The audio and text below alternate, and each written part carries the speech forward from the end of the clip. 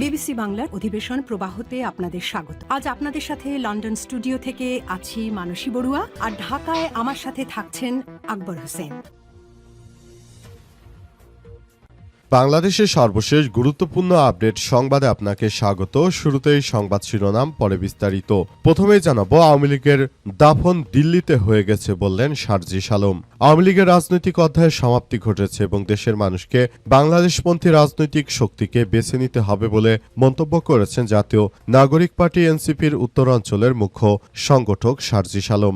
আজ পাবনার চাটমোহরের বালুচর মাঠে আয়োজিত জুলাই পদযাত্রা কর্মসূচিতে প্রধান অতিথির বক্তব্যে তিনি এমন মন্তব্য করেছেন। এবারে জানাবো, অবৈধ নাশি এবং সুইচগেট নিয়ন্ত্রণের খেসারত। পেকুয়ায় পানির নিচে লক্ষাধিক মানুষের জীবন। কক্সবাজারে পেকুয়ায় টানা কয়েকদিনে ভারী বর্ষণ ও পাহাড়ি ঢলের চাপে মাতামুহুরী নদীর বেড়িবাঁধ ভেঙে এলাকায় পানি ঢুকে বিস্তীর্ণ এলাকা প্লাবিত হয়ে গেছে। এর ফলে লাখ লাখ মানুষ পানিবন্দী হয়ে পড়েছে। বৃহস্পতিবার গভীর রাত থেকে আজ শুক্রবার সদর ইউনিয়নের পূর্ব মেহেরনামা এলাকায় বেড়িবাঁধের দুটি অংশ ভেঙে মুহূর্তেই নদীর পানি আশপাশের জনপদে ছড়িয়ে পড়েছে। উপজেলার বিভিন্ন এলাকায় লাখ লাখ মানুষ পানিবন্দী হয়ে পড়েছে। এরপর জানাবো, জামাতের গঠনতন্ত্রে আসছে 14 সংশোধনী। দীর্ঘ 7 বছর পর দলীয় গঠনতন্ত্রে বড় ধরনের পরিবর্তন আনছে বাংলাদেশ জামাত ইসলাম। 2024 সালের গণ অভ্যুত্থানের পর দেশের অন্যতম প্রধান রাজনৈতিক শক্তি হিসেবে নতুন বাস্তবতায় দলটি সাংগঠনিক কাঠামো আরও আধুনিক ও কার্যকর করতে প্রায় 14টি সংশোধনী আনার উদ্যোগ গ্রহণ করা হয়েছে।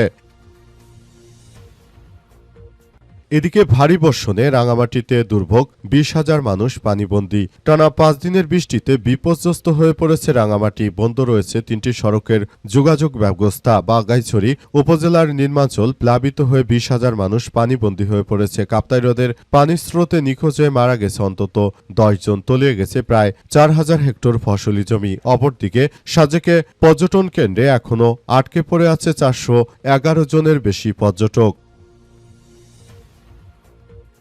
এবং সর্বশেষ জানাবো, পাকিস্তানে পিপিপি নেতার বাড়িতে আত্মঘাতী বোমা হামলা, নিহত 17। পাকিস্তানের বেলুচিস্তান প্রদেশের খুজদার শহরে পাকিস্তান পিপলস পার্টি বা পিপিপির নেতা ও ঝালাওয়ান প্যানেলের সভাপতি শফিকুর রহমান মেঙ্গলের বাড়িতে আত্মঘাতী বোমা হামলার ঘটনা ঘটেছে। এতে অন্তত 17 জন নিহত হয়েছে, আহত হয়েছে অন্তত 30 জন। আজ দুপুরে টাউন হল এলাকায় এই হামলার ঘটনা ঘটে। প্রিয় দর্শক, এতক্ষণ শুনছিলেন সংবাদ শিরোনাম, এবারে বিস্তারিত। তবে তার আগে বন্ধুরা, অনুরোধ থাকবে এই সংবাদটিতে একটি লাইক দিন। এই চ্যানেলে আপনি নতুন হয়ে থাকলে আমাদের সংবাদটি দেখতে দেখতে চ্যানেলটি সাবস্ক্রাইব করে রাখুন। কমেন্ট করে বন্ধুরা আপনার মূল্যবান মতামত জানিয়ে দিন আপনি বিশ্বের কোন দেশ থেকে বা বাংলাদেশের কোন স্থান থেকে আমাদের সংবাদটি দেখছেন এবং শুনছেন। আর বন্ধুরা, সংবাদটি আপনার সোশ্যাল মিডিয়া ফেসবুকে শেয়ার করে বন্ধুদেরও দেখার সুযোগ করে দিন। গাজা যুদ্ধে আপনি যদি নিরীহ ফিলিস্তিনিদের ভালোবেসে থাকেন বন্ধুরা, কমেন্টে ইয়েস লিখে পুরো বিশ্ববাসীকে আমাদের এই তাজা আপডেটটি দেখার সুযোগ করে দিন। এবারে বিস্তারিত। পেকুয়ায় পানি নিচে লক্ষাধিক মানুষের জীবন। অবৈধ নাসি এবং সুইচগেট নিয়ন্ত্রণের খেসারত দিতে হচ্ছে। কক্সবাজারে পেকুয়ায় টানা কয়েকদিনের ভারী বর্ষণের ফলে সেখানে লাখ লাখ মানুষ ইতিমধ্যে তারা পানির নিচে তলিয়ে গেছে। তাদের ঘরবাড়ি সবকিছু পানির নিচে তলিয়ে পুরো অবস্থা খুবই শোচনীয় আকার ধারণ করেছে। বিশেষ করে কক্সবাজারের বিভিন্ন এলাকাগুলো এখন পানির নিচে প্লাবিত হয়ে গেছে। আসলে নতুন করে কক্সবাজার এলাকায় পাহাড়ি ঢল ভারী বৃষ্টিপাতের ফলে খেসারত দিতে হচ্ছে। এছাড়াও বিভিন্ন জায়গায় অবৈধভাবে সুইচগেট নিয়ন্ত্রণ করার মধ্য দিয়ে মূলত নতুন করে সব জায়গাগুলোতে তারা পানি নিয়ন্ত্রণের যে অপচেষ্টা করছিল, এখন বর্ষার সময় অতিরিক্ত পানি বৃদ্ধি পাওয়ার ফলে মূলত এই সব জায়গাগুলো একরকম পানিতে তলিয়ে গেছে। এর ফলে লক্ষ লক্ষ মানুষ পানিবন্দী হয়ে পড়েছে আরো অনেকেই। তারা আসলে এখন বিষয়গুলো নিয়ে খুবই বলাবলি করতে শুরু করেছে এবং তারা জানাচ্ছে যে এটা আসলে কোনোভাবে সম্ভব নয়। আসলে পুরো এলাকা জুড়ে এখন এমন সমস্যাগুলোর সৃষ্টি হয়েছে। নতুন নতুন এলাকা বৃষ্টির পানিতে, বিশেষ করে ভারতের নরেন্দ্র মোদীর সন্ত্রাসী বাহিনীরা তারা বাংলাদেশকে ইচ্ছাকৃতভাবে বর্ষার মৌসুমে বাঁধের পানি ছেড়ে দেওয়ার ফলে বাংলাদেশটাকে তারা তলিয়ে দিচ্ছে এবং এই ঘটনায় সবকিছু খুবই খারাপের দিকে চলে যাচ্ছে। ভারতের কুখ্যাত সন্ত্রাসীরা মূলত এই ধরনের ঘটনাগুলো ঘটিয়ে দেশটাকে একটি অস্থিতিশীল পরিস্থিতির মধ্যে তারা ঠেলে দেওয়ার যে মিথ্যা ষড়যন্ত্র শুরু করেছে সেটা এই মুহূর্তে আমাদের সবাইকেই খেসারত দিতে হচ্ছে। মূলত ভারতের হিন্দুত্ববাদীরা এই ধরনের ঘটনাগুলো ঘটিয়ে যাচ্ছে। আওয়ামী লীগের দাফন দিল্লিতে হয়ে গেছে, পাবনায় সার্জিস আলম।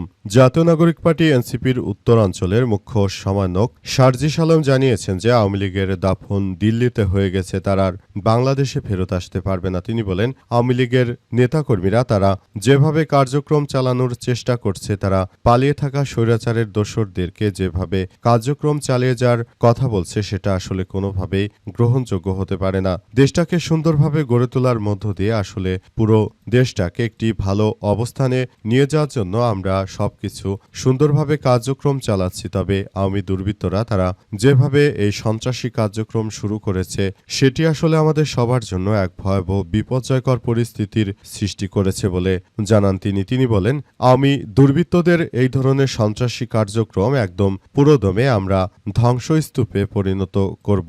যে কোনো মূল্যে এই আওয়ামী দুর্বৃত্ত সন্ত্রাসীদের বিরুদ্ধে শক্ত ও কার্যকর পদক্ষেপ আমরা গড়ে তুলব বলে জানিয়েছেন সার্জিস আলম। তিনি ইতিমধ্যে সবাইকে একসঙ্গে মিলেমিশে তারপর একটি সুন্দর ও সমৃদ্ধির একটি আধুনিক রাষ্ট্রকাঠামো গড়ে তোলার ব্যাপারে তিনি উদাত্ত আহ্বান জানিয়েছেন। সার্জিস আলম আরও জানান যে সবাইকে এখনই বলতে চাই, আপনারা যার যার জায়গা থেকে আওয়ামী দুর্বৃত্তদের বিরুদ্ধে যথাযথভাবে পদক্ষেপ গড়ে তুলুন, যাতে করে তারা ভবিষ্যতে আর বাংলাদেশে কোনো ধরনের সন্ত্রাসী কার্যক্রম তারা চালাতে না পারে। সেই ব্যাপারগুলো ইতিমধ্যে আমাদের সবাইকে খুব বেশি ভাবতে হচ্ছে। ভারী বর্ষণে রাঙামাটিতে দুর্ভোগে ২০,০০০ মানুষ। টানা ৫ দিনের বৃষ্টিতে বিপর্যস্ত হয়ে পড়েছে রাঙামাটি। বন্ধ রয়েছে ৩টি সড়কে যোগাযোগ ব্যবস্থা। বাঘাইছড়ি উপজেলার নির্মাঞ্চল প্লাবিত হয়ে ২০,০০০ মানুষ পানিবন্দী হয়ে পড়েছে। কাপ্তাই হ্রদের পানির স্রোতে নিখোঁজ হয়ে মারা গেছে ২ জন, তলিয়ে গেছে প্রায় ৪,০০০ হেক্টর ফসলি জমি। অপরদিকে সাজেক পর্যটন কেন্দ্র এখনও আটকে পড়ে আছে ৪১১ জন পর্যটক। নেতিবাচক প্রভাব পড়েছে পর্যটন শিল্পসহ সার্বিক ব্যবসা বাণিজ্যের প্রতিটি জায়গায়। ব্যবসা বাণিজ্য খুব ধসের মুখে পড়েছে বাংলাদেশে। হঠাৎ করে এখন বাংলাদেশে এই বন্যা পরিস্থিতির সৃষ্টি হওয়ার কারণে দেশজুড়ে এক ভয়াবহ বিপর্যয়কর পরিস্থিতির সৃষ্টি হয়েছে।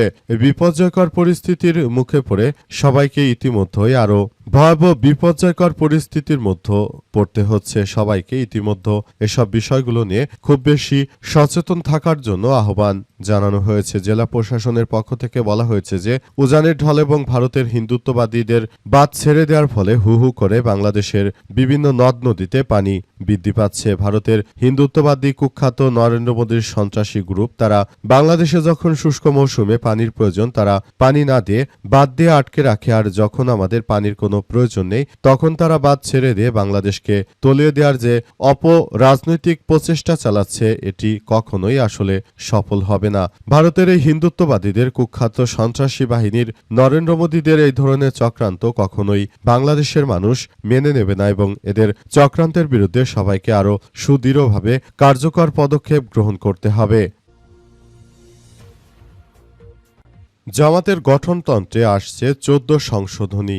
দীর্ঘ ৭ বছর পর দলীয় গণতন্ত্রে বড় ধরনের পরিবর্তন আনা হচ্ছে বাংলাদেশ জামাত ইসলামীতে। ২০২৪ সালের গণ অভ্যুত্থানের পর দেশের অন্যতম প্রধান রাজনৈতিক শক্তি হিসেবে নতুন বাস্তবতায় দলটি সাংগঠনিক কাঠামো আরও আধুনিক ও কার্যকর করতে প্রায় ১৪টি সংশোধনী আনার উদ্যোগ গ্রহণ করা হয়েছে। দলীয় সূত্র থেকে জানা গেছে, বর্তমান আমিরের নেতৃত্বে এটি গঠনতন্ত্রে সবচেয়ে বড় ধরনের সংশোধন হতে যাচ্ছে। প্রস্তাবিত পরিবর্তনের মধ্যে রয়েছে আর্থিক ব্যবস্থাপনায় স্বচ্ছতা এবং জবাবদিহি বাড়ানো, নতুন নতুন উপদেষ্টা পরিষদ গঠন এবং বিভিন্ন সাংগঠনিক ধারার পরিমার্জন। প্রস্তাবিত সংশোধনী অনুযায়ী গঠনতন্ত্রের ৬ষ্ঠ অধ্যায়ের ৬৮ নম্বর ধারায় নতুন উপধারা যুক্ত করে জেলা ও মহানগর পর্যায়ে আমিরদের আর্থিক ব্যয়ের সীমা নির্ধারণ করা হবে। একই সঙ্গে দলীয় অর্থায়নের উৎস এবং আর্থিক ব্যবস্থাপনা আরও স্পষ্টভাবে গঠনতন্ত্রে অন্তর্ভুক্ত করার পরিকল্পনা রয়েছে। বিষয়টি নিশ্চিত করে জামাতের সেক্রেটারি জেনারেল মিয়া গোলাম পরোয়ার জানান যে সংশোধনী প্রস্তাব নিয়ে ইতিমধ্যে দলীয় শুরা বৈঠকে আলোচনা হয়েছে। নির্ধারিত প্রক্রিয়া অনুসরণ করে প্রস্তাবগুলো প্রথমে সংশোধনী কমিটি, পরে নির্বাহী পরিষদ এবং শেষে শুরা পরিষদের বিবেচনায় আনা হচ্ছে। জামাত চায় যে কোনো মূল্যে আওয়ামী দুর্বৃত্তদের দমন করে তারা দেশের মধ্যে একটি সুন্দর ও সমৃদ্ধির একটি আধুনিক বাংলাদেশের কাঠামো তারা গড়ে তুলতে চায়। জামাত ইসলাম আরও চায় যে কোনো মূল্যে আওয়ামী দুর্বৃত্তদের এই ধরনের সন্ত্রাসী কার্যক্রমগুলোকে প্রতিহত করার মধ্য দিয়ে আসলে রাষ্ট্র কাঠামো গড়ে তুলে তারপর ভবিষ্যতের একটি সুন্দর ও সমৃদ্ধির বাংলাদেশ তারা গড়ে তুলতে বদ্ধপরিকর।